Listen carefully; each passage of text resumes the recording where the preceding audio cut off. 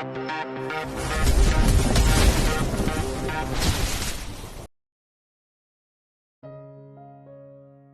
12.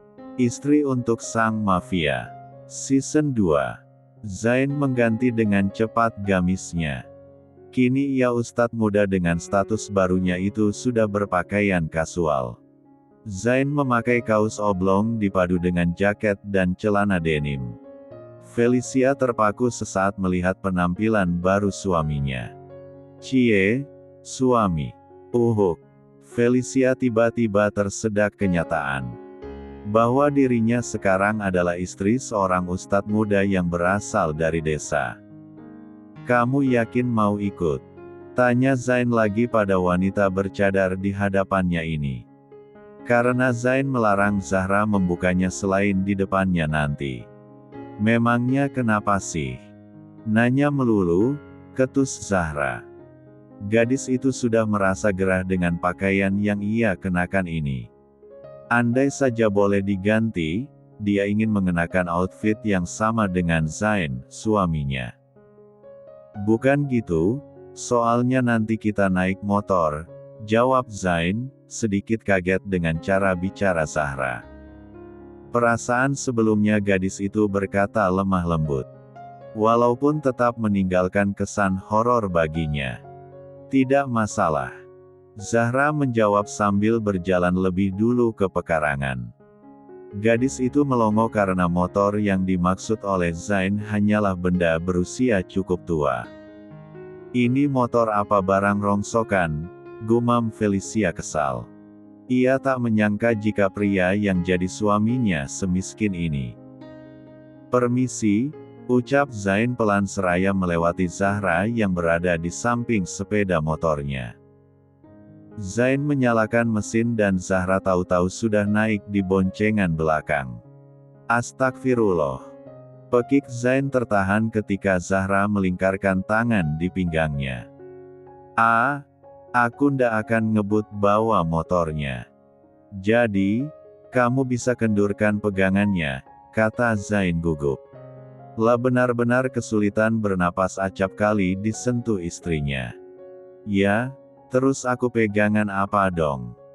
tanya Felicia kesal. Seharusnya kan Zain senang karena dirinya berinisiatif mendekatkan diri. "Pegang, kaosku aja ya," jawab Zain masih dengan sisa kegugupannya. Felicia berdecak kesal. Kalau bukan karena ingin ada yang ia selidiki maka, Felicia pun tidak mau menyusahkan diri sendiri seperti ini. Karena diburu-buru, mau tak mau Zain membawa kendaraan itu agak cepat. Belum lagi kondisi jalan di desa tidak semuanya mulus. Kadang ada yang berbatu. Karena itulah, Felicia memutuskan berpegangan erat bukan lagi pada kaos Zain, tapi pada pinggang suaminya itu yang sepertinya atletis. Alhasil, Zain bawa motor sambil ngos-ngosan. Felicia senyum-senyum melihat reaksi pemuda polos ini. Felicia dengan jahilnya mahal semakin memajukan tubuhnya.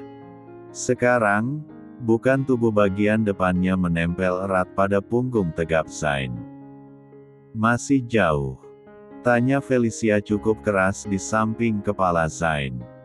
"Sebentar lagi sampai," jawab Zain dengan degup jantung yang tidak lagi bisa ia kondisikan.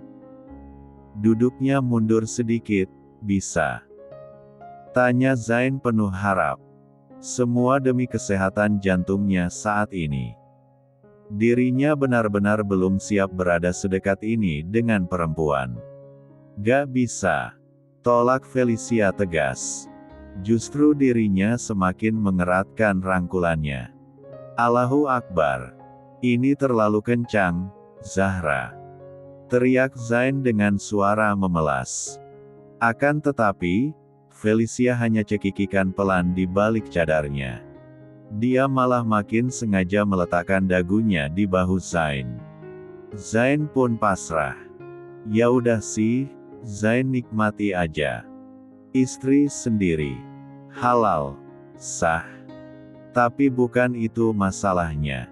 Zain belum terbiasa bersentuhan dengan perempuan lain selain uminya. Sesampainya di tempat kejadian, warga telah ramai berkumpul di pinggir lahan luas tersebut. Zain seketika melupakan perasaannya tadi. Zain menatap Zahra, kemudian berpesan. "Kamu tunggu sini saja ya," pesan Zain. Namun Felicia menggeleng. "Aku ikut kemanapun kamu pergi. Aku gak mau ditinggal," tolak Felicia tegas, seraya menatap mata Zain. Zain terkesiap. Dia selalu kena mental di hadapan gadis ini. Apa boleh buat, dia pun mengizinkan istrinya ikut ke tempat ramai itu. "Itu Ustadz Zain," tunjuk beberapa warga sambil berlari mendekat. Padahal, Pak Wiryo selaku rukun warga dan Max telah sampai lebih dulu di tempat itu. Namun mereka nampaknya tidak bisa membuat situasi berubah kondusif. Salah satu juru bicara dari pemilik lahan menegaskan pada Zain bahwa ada oknum yang memaksa para warga untuk menjual tanah mereka dengan harga yang telah ditentukan. Atau, mereka akan melakukan makar sehingga warga akan mendapat rugi bukannya untung. Sebagian warga tersebut menggunakan lahan kosong itu menjadi kebun, peternakan kambing, unggas dan penangkaran ikan air tawar. Sebab itulah, mereka semua cukup merasa terancam dengan ulah oknum tersebut. Siapa mereka? Batin Zain penasaran. Darren. Itu pasti dia. Kenapa dia bertindak sebodoh itu? Batin Felicia penuh tanya. Gadis itu hafal bagaimana pola organisasinya. Walaupun mafia mereka tidak akan bertindak dengan cara kampungan macam itu. Kita adakan pertemuan Ahad besok. Kumpulkan semua ahli waris di aula desa. Titah Zain. Baik, Pak Ustadz. Saya dan yang lainnya masih dengan kesepakatan kita semula. Bahwa lahan ini akan dijual untuk dibangun sebagai sarana pendidikan Islam dan pacuan kuda serta arena panahan. Akan tetapi, saya tidak mungkin mampu menjamin keteguhan hati sebagian besar pemilik lahan lainnya apabila ada oknum yang menawarkan harga ganti rugi 3 kali lipat lebih besar, jelas juru bicara warga itu. Baik. Kita akan bicarakan ini nanti di pertemuan. Beri saya waktu untuk menyelidiki siapa para oknum itu, kata Zain lagi. Para warga pun setuju dan lebih tenang. Tak lama mereka membubarkan diri. Dia benar-benar berpengaruh. Satu kalimatnya bisa membuat para warga barbar itu tenang dan patuh. Keren suamiku, batin Felicia, dengan senyum merekah di balik cadarnya. Ayo, kita pulang, ajak Zain kembali menaiki kendaraannya. Felicia ikut naik di belakang, sehingga Zain kembali terkesiap. Tolong, jangan begini. Aku belum terbiasa, kata Zain jujur. Lebih baik diterus terang agar gadis itu menjaga batasannya. Aku kan istrimu, Tuan Tampan. Mulai sekarang sebaiknya dibiasakan, sahut Felicia sambil mengulurkan tangannya ke depan. Ya Allah, kuatkanlah aku, batin Zain yang belum menjalankan kendaraan itu karena lututnya kembali bergetar. Ayo kita pulang. Kita kan pengantin baru, jadi harus berduaan di dalam kamar, bisik Felicia yang mana hampir membuat Zain sesak napas. Bab 13. Sesampainya di rumah, Felicia berkata pada Zain. Aku masuk kamar duluan ya, Tuan Tampan, suami. Soalnya panas, ucapnya seraya mengibaskan ujung himarnya. Zain pun mengangguk pelan. Setelah Felicia berlalu dari hadapannya, Zain melirik. Pemuda itu menghela napas. Gadis asing yang tiba-tiba menjelma jadi istrinya itu kenapa tidak ada sungkannya sama sekali. Biasanya, orang yang belum pernah kenal sebelumnya pasti akan beradaptasi dengan membiasakan diri.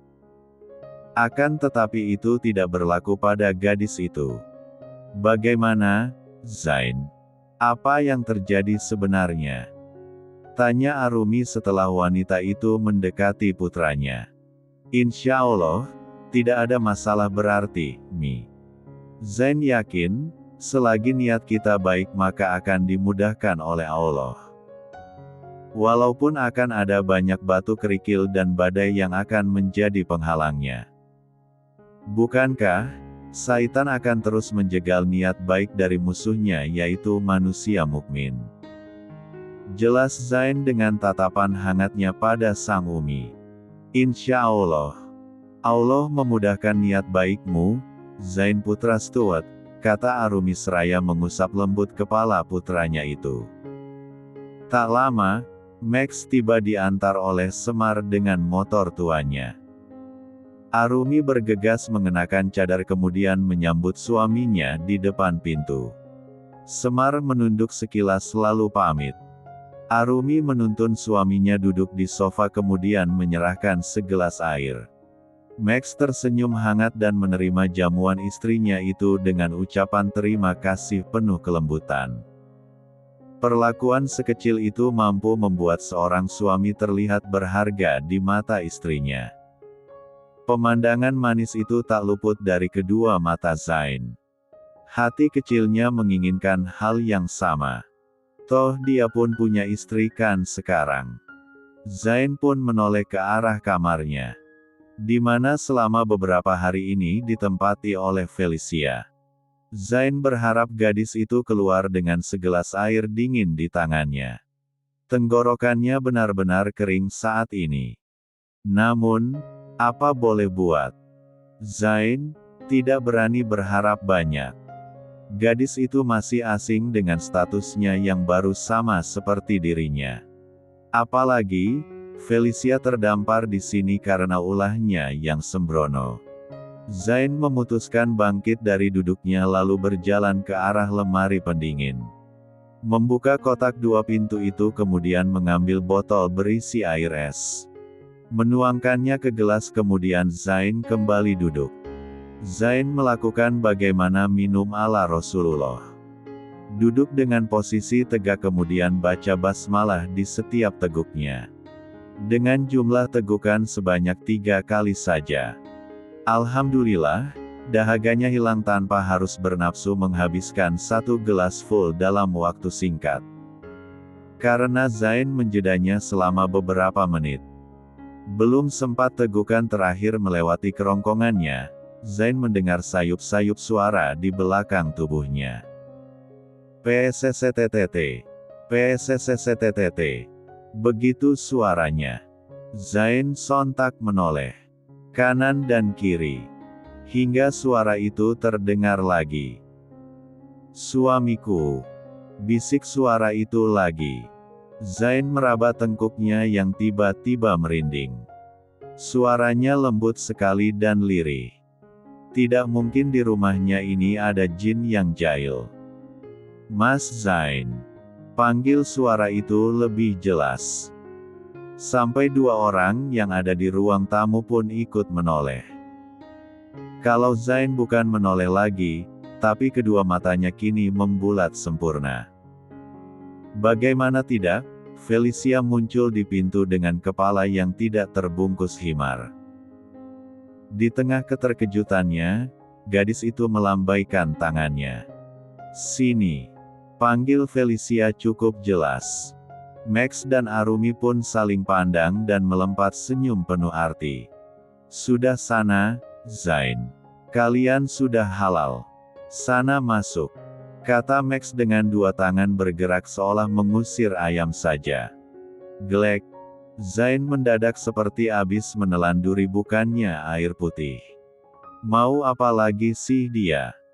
Ini kan masih siang, batin Zain dengan dentuman jantung yang kembali tak beraturan. Zain melangkah pelan. Dengan langkah berat ia memasuki kamarnya yang sudah diinvasi oleh makhluk asing bernama wanita. Sehingga, Zain membangun kamar apa adanya di ruang dekat dapur sana. Bahkan, kamar itu tanpa ranjang hanyalah beralaskan kasur busa yang tipis saja. Zain menarik kenop pintu dengan ragu. Tiba-tiba, ada yang menarik tangannya.